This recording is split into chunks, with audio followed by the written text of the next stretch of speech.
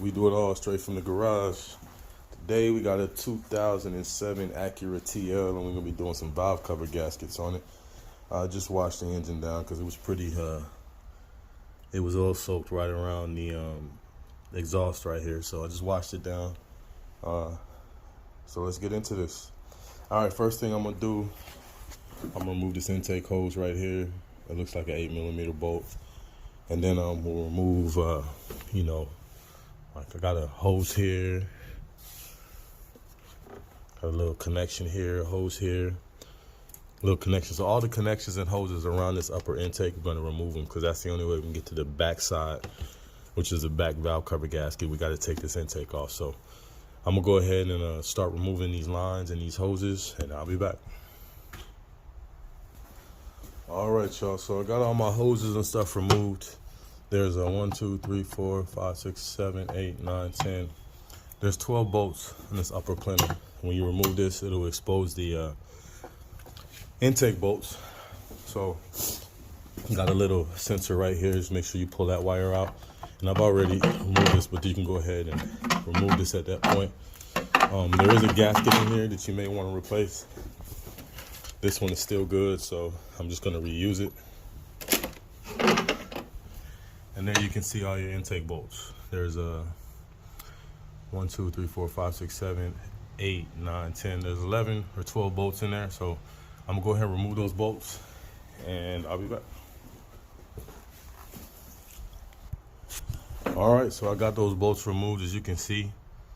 Don't need to worry about these 10mm on here. Now that we got those bolts out, I'm gonna go ahead and remove the intake, so I'll be back. All right, so we got our intake removed. Word of caution, there are a couple hoses connected to the throttle body that will leak a little bit of antifreeze. What I like to do with these is I just stick a bolt in them. Like that right there, just to keep them from continuous leaking, but for the most part, it shouldn't be too much fluid leaking.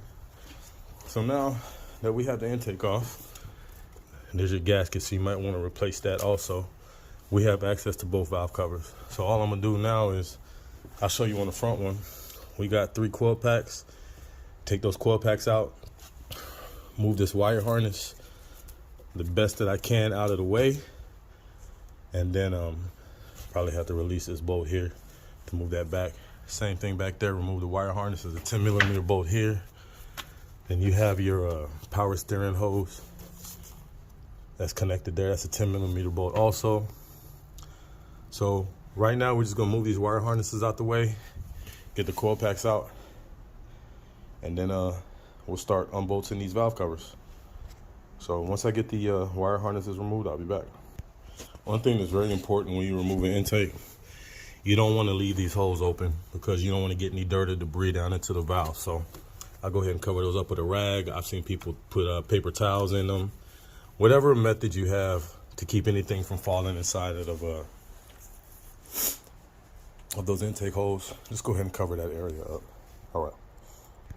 All right, so got all my coil packs out. I'm gonna show you on this coil pack here, you can see oil at the bottom. That's because those seals are leaking or starting to leak.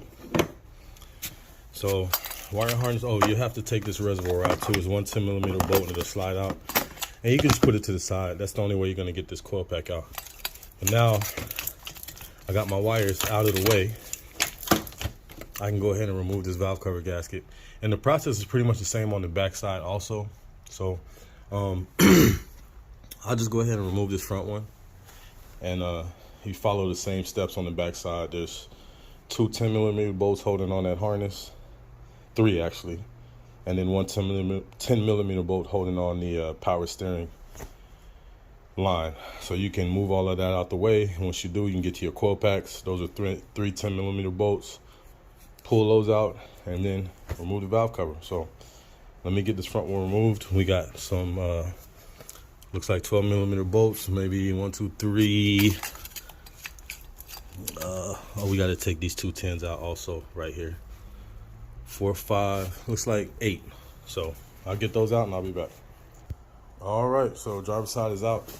If you look at this valve cover, the gasket sits here. If you look down here, you can see how oil soaked that surface is, that's because it was just leaking.